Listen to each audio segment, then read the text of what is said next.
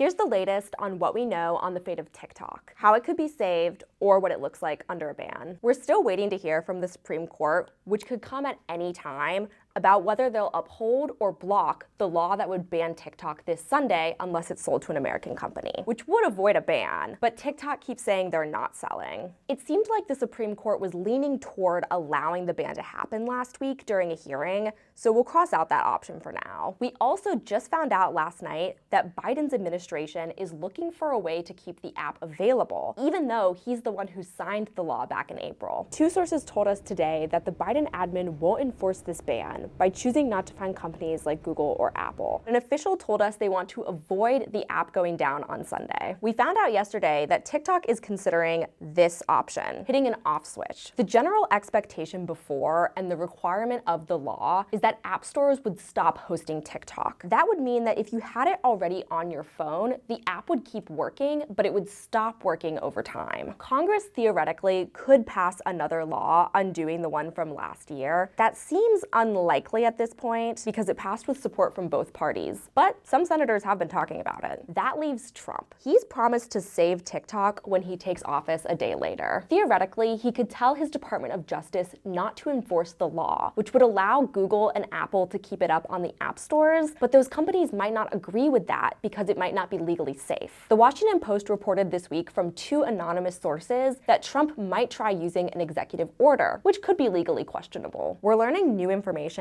every day, which leaves the future of the app up in the air.